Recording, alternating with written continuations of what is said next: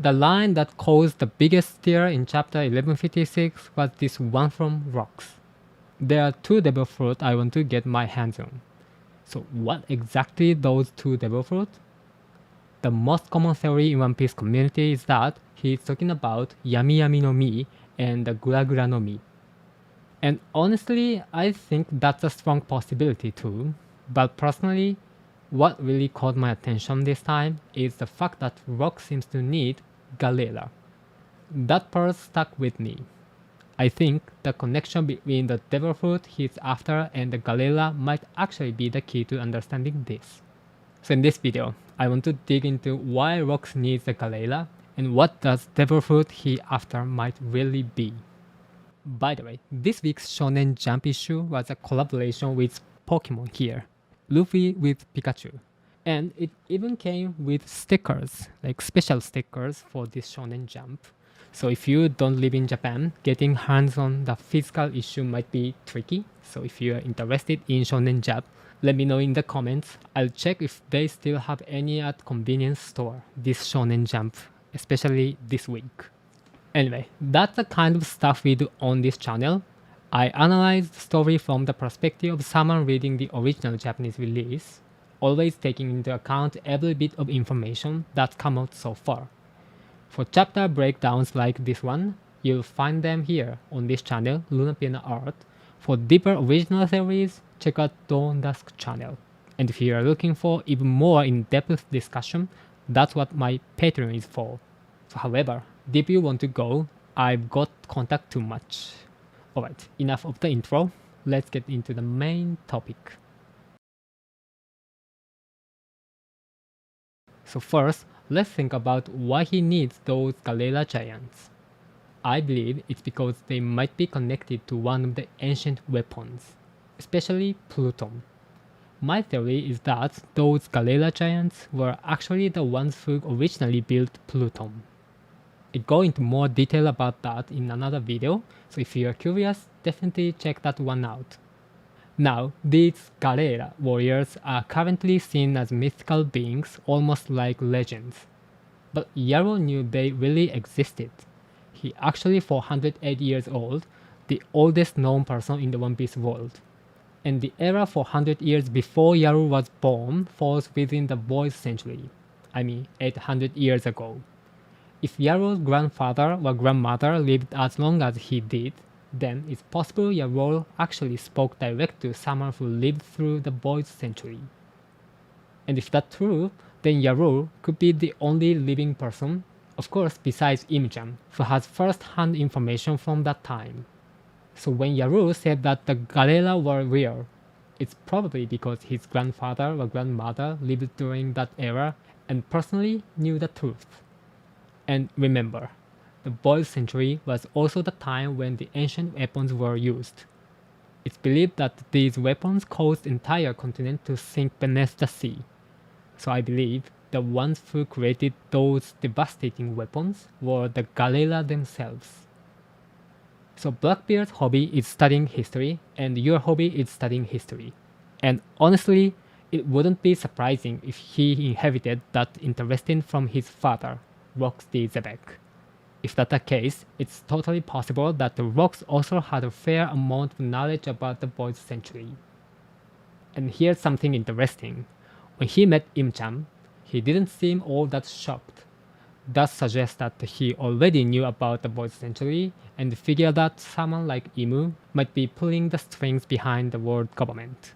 In other words, he probably expected to find someone like that in the Room of Flowers. That's why I think Rox was trying to build a weapon that could rival the ancient weapons and use it as a part of his plan to take down the Holy Land. In fact, during the God Valley incident 38 years ago, Sengoku mentioned that the entire island vanished.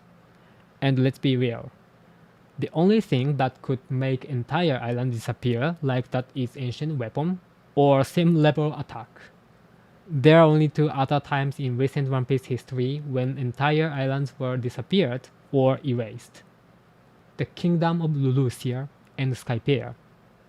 But back then, 38 years ago, neither of those weapons should have been operational. Why? because the attack that destroyed Lucia was only made possible thanks to the mother frame, which was developed recent by Vegapunk. As for Maxim, the flying arc, Enel had it built over a period of 6 years, starting just 8 years ago. So then, what was it that wiped out God Valley? I think it was something Rox had the Galera built for him. There might actually be another reason Rox wanted the Galera. Not just to create something like ancient weapon, but because he wanted a flying ship. You can imagine, Enel's Maxim could fly, right? And if you look at the mural in Elbaf, you can clearly see drawing of flying ships. So it's totally possible that the Galera had the technology to build the ships that could fly. And here's where it gets important. How do you even get your forces into Marijoa in the first place? To bring down Marijoa, you need to concentrate serious firepower up there. But the problem is, Marijoa sits on the top of the Red Line, which is basically the world's biggest fortress. It's not a place you can just walk into, but if you had a flying ship, you could launch a surprise attack straight from the sky. And now, about chapter 1156, in Rock's flashback, we see Kaido joining the Rock's pirates. He even called a new buy by Captain John. We already know Kaido joined the crew when he was 15, which would place this flashback 44 years ago. And the God Valley incident happened 6 years after that. And that's interesting, because Enel also took exactly 6 years to build Maxim. So if we line that up, it makes sense to think that at some point Rox found the Galera, blow them back to life somehow, and use those 6 years to build a weapon on the level of an ancient weapon. If we think about it this way, we might be able to narrow down the devil fruit that Rox was after. If we intended for the Galera to build a weapon like the Arc Maxim, then two things would be essential. First, reviving them from their frozen state. The second, having the power source to operate the weapon. Now let's focus first on the devil fruit needed to bring the frozen giant back to life. If they were deliberately kept frozen, then the idea is they are in the state of cold sleep. Cold sleep is a concept often seen in sci-fi movie, a method where the human body is kept at very low temperature, putting it into a kind of hibernation. Medically, it's called therapeutic hypothermia, and it's a technique where lowering the body's temperature slows down metabolism, which can delay aging or disease progression, and it's also being researched as a way to make long-term space travel possible. If these giants were placed in that state, it opens up the possibility they've been kept alive, preserved, ever since 800 years ago. So then, how exactly would you go about waking someone from that kind of state? This brings to mind the devil fruit Marco currently has, the Toritori no Mi model Phoenix. The Phoenix can generate blue flames, and those flames have the power of regeneration. In fact, during the battle on Onigashima in Wano Kuni, those flames were able to stop the effects of the Ice Oni virus. So if you use those blue flames, it's possible you could not only wake the Galera from their cold sleep, but also restore heat to their bodies and bring them back to the healthy state. These flames seem to be different from ones produced by Mera Mera no Mi, but there's a chance they could be used as a power source for a weapon too. It's entirely possible that the Rox had someone in his crew eat this devil fruit, and after reviving the Galera, they used the Phoenix Flame to power the completed weapon as well. Then, when the user of that fruit died during the God Valley incident, which was caused by the Rox pirates, the Toritori no Mi model Phoenix ended up in the Whitebeard possession. On top of that, there's also a frozen straw hat stored in the deepest part of Marijoa. That suggests there may be other major legacies from the Void Century that are being kept frozen and stored in Marijoa. In that case, using the Phoenix power again could allow someone to revive not just ancient weapons from 800 years ago, but even frozen individuals. And Rocks may have been planning to make them part of his own fighting force. By the way, this was actually the theory I was going to share, but I scrapped it because it felt a bit too forced. It was the idea that Galera could be the brought back using the Hancock's Melo Fruit powers. I still put it up on my Patreon, so if you are curious, feel free to check it out. I'm planning to make it available for a limited time even to non-members. If you've seen Dr. Stone from Shonen Jump, this might sound familiar. Now, let's take a look at the kind of devil fruit that could serve as the power source for the weapon. We already know that the weapon used to destroy Lulusia was powered by Mother Flame, as I said. In other words, type of eternal flame. On the other hand, Maxim was powered by lightning, by Enel's Goro Goro no Mi. So that means the devil fruit Rocks was after was probably the Mera Mera no Mi, the Goro Goro no Mi, or at least some kind of fruit that allows the user to control their fire or lightning. When it comes to fire type devil fruit, beside the Mera Mera no Mi, another possibility is the Hito Hito no Mi model Lunarium. I've previously shared the theory that the devil fruit hidden in Elbaf is actually the Hito Hito no Mi model Lunarium. The Lunarium can ignite flames on their backs, so it's possible they could provide fire under similar conditions to the Mera Mera no Mi. This would make it possible to feel the weapons using that fire. And there are a few reasons I believe the devil fruit in Elbaf is connected to the Lunariums. First off, the warrior of Elbaf speak of something they can't pierce, the serpent stained in blood. Harvard's statement pretty much confirmed that this refers to the red line. So why can't they destroy it? Sure, one reason might be that it's just too massive to physically destroy, but I personally believe there's a religious reason as well. The Lunarians were originally a race that lived on the top of the red line, and they were worshipped as gods. So far, the deeply faithful people of Elbaf attacking that land might be considered taboo. Also, Elbaf holds a winter solstice festival to help them survive in the harsh winter. I think that festival comes from that fact that they are vulnerable to the cold. In fact, there's a recurring theme of giants being frozen. The Gala Giants, Oars, Soul, they all ended up frozen. So it's possible that a race like the Lunarians, who can constantly generate fire, were the vital part of the giant's survival.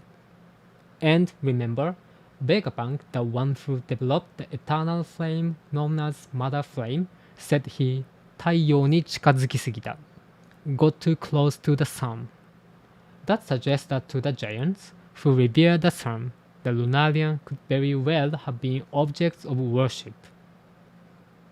Or, if Rocks was thinking of using lightning as power source, then of course the Goro Goro no Mi comes to mind.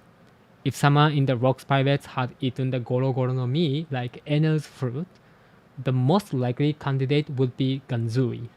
His name sounds a lot like Gonzui, which is a type of catfish, and catfish are similar to eels in a way. And among eels, there are electric eels, some of which can generate up to 600 volts of electricity. That kind of ability would fit him perfectly. Even the long whiskers on his face kind of remind you of an eel. Personally, I think after the Rocks pirates fell apart at God Valley incident, Ganzui ended up going to Skypiea, and the Goro Goro no Mi was eventually passed down to Enel.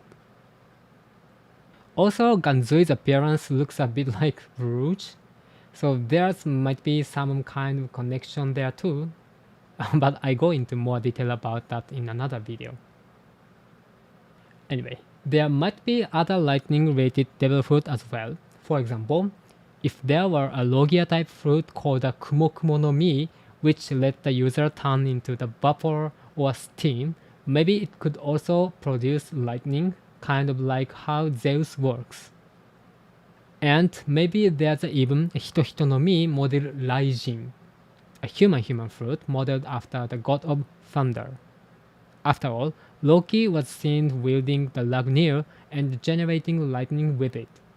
It's probably a special power of Lagnir itself, but if Loki really eat a devil fruit found in Elbaf, then maybe one of the lightning-related devil fruit really is hidden there. In fact, in this scene, we can find hammer like Lagnir. By the way, in this chapter, we find out that the Hachinosu originally had a rocky formation shaped like a fish, and it didn't have those eyes-like holes at first. But Rox wanted to enjoy the view, so he smashed two big holes into the cave, and that's how those eyes openings were formed. Still, there's something else that's different from how Hachinosu looks now. The nose area. And here's where an interesting connection comes in. In Japanese, the word for nose is hana. Now, what's the name of the most important, deepest part of Marijoa?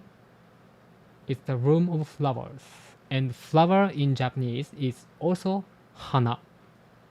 So in Japanese, both nose and flower are pronounced hana, which means both location could be referred to as hana no heya. The room of nose, the room of flower, hana no heya. It's likely that this shared wordplay was intentional. And Hachinosu literally means beehive. There's even a metaphor that flowers attract bees. So the pirates in Hachinosu's nose room maybe symbolically came to attack Marijoa room of flowers. I think this might be the pretty clever hidden connection. Rox also said, Elbaf is the key to bringing down the Holy Land. Some people have misunderstood that line. The word kanraku doesn't mean physically destroy something. It simply means for something to fall into someone's hands. So in this case, he wasn't talking about blowing up Marijoa. He just meant that in order to take control of it, the giants would be a crucial part of the military force needed. This lines up perfectly with what the Gunko said in chapter 1146. A massive war will soon engulf the world, and when it does, whichever side the giants choose will have a huge impact on how things unfold. Also, 56 years ago at the Reveille, when Harald and Rox met at Marijoa, Harald jumped straight off the red line, and that took Rox by surprise. That moment seems to show that if you ally yourself with the giants, even the red line's function as a fortress would be cut in half. And this chapter ends with Rox declaring, I'll show you the top of the world. Out of all the pirate crews we've seen in One Piece, the Rox pirates probably have the most pirate-like vibe of them all so far. They don't really seem to have any strong sense of camaraderie. They're more like a group of powerful individuals who came together purely for their own gain. And Rox himself seems to have the pretty open attitude in a horde kind of way, telling anyone who doesn't like it to just get out. It's actually kind of cool in its own rough-edged way. Now think back to something Sartan said. At Egghead, when Frankie stepped in to save Luffy at the last second, Sartan looked at this and said, is this a cooperative type pirate crew? That might be in a comparison to the Rox pirate. In Kuma's flashback, we got a glimpse of God Valley, and it turns out that Saturn was actually there himself. So when he made that comment, he was probably speaking from experience, having seen firsthand how disorganized and non-cooperative the Rox pirates were. In the end, the reason the Rox pirates who were aimed for the top of the world ended up falling was probably because of their lack of teamwork. Especially Kaido and Big Mom were both acting for their own interest during the God Valley incident, so it doesn't really seem like they fought as a united front against the Marines or the Roger pirate. Now we have Blackbeard, who's inherited Rox's will and is also aiming for the top of the world. But just like Rox, he is put together a crew of people who are in it for personal gain, which makes it very likely he could be headed down the same path. The big difference though is that Blackbeard actually has at least 4 crewmates who seem genuinely loyal to him. Back in Mocktown, we already saw that Luffy, Doku, Burgess, and Ogre were part of his crew, and they seem to have sworn their loyalty to Blackbeard. The Blackbeard pirates often go on expedition, and whenever they do, it seems like at least one of those original 5 is included. That might actually be what gives the Blackbeard pirates a kind of balance, something that the Rocks pirates never had. So that's it for this analysis on the developers needed for the Rocks pirates plan to take over the world. There's still a lot I didn't get to cover, especially some of the more difficult Japanese expressions to translate, so I'll be posting a more detailed explanation and some extra thoughts on my Patreon page, so feel free to check it out.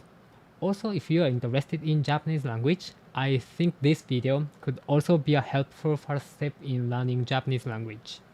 I also take on translation and marketing work in Japanese, so if that sounds like something you need, feel free to reach out to me on Instagram or by email. See you in the next video.